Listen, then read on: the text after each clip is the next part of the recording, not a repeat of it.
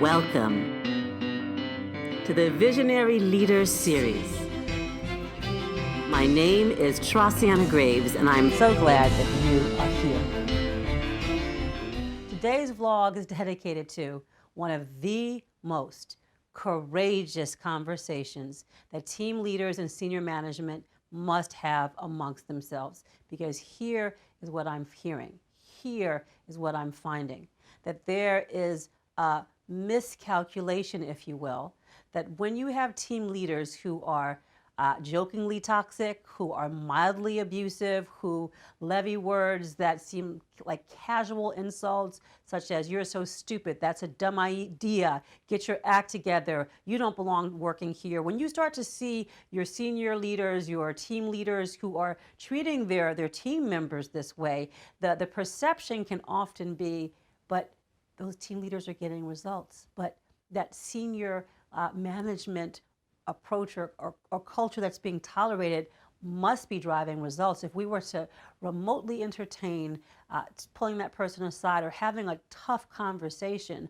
about how this type of abuse is inappropriate and detrimental to the culture, the perception is you'd be messing with something that was a good thing for your company and that could actually backfire. Because the perception is that employees, that team leaders who are boastful, who have a certain kind of swagger, if you will, who are charismatic enough to use this abuse and use this tension to drive results, the perception is that you would disengage them from their commitment to the company, that they would all of a sudden become less motivated, and then by result, they would begin to actually toxify and communicate that level of disenfranchisement that they're feeling amongst their team members. And so oftentimes I hear senior leaders state that they're aware of these toxic approaches to team leadership, but decide to not actually broker those conversations to shift it because of the misperception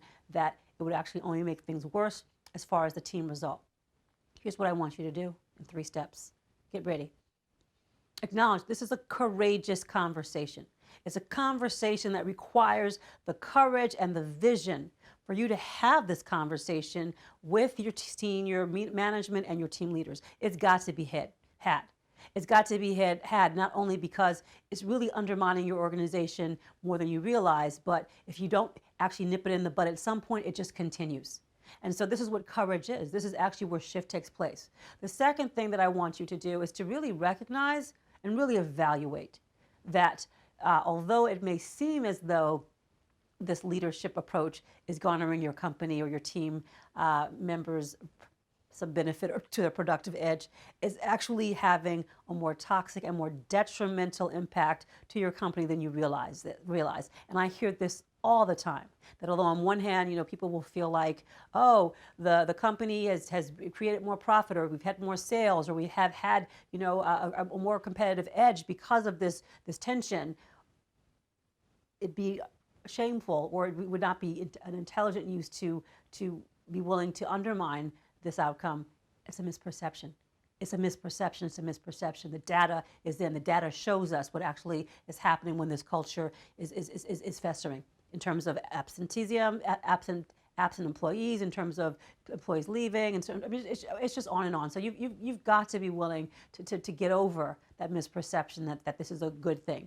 And then the third thing that you've got to have is you've got to issue some new tenets, some new mandates, some new approaches, and you've got to be willing, should people not get on board with that program, that they be dismissed.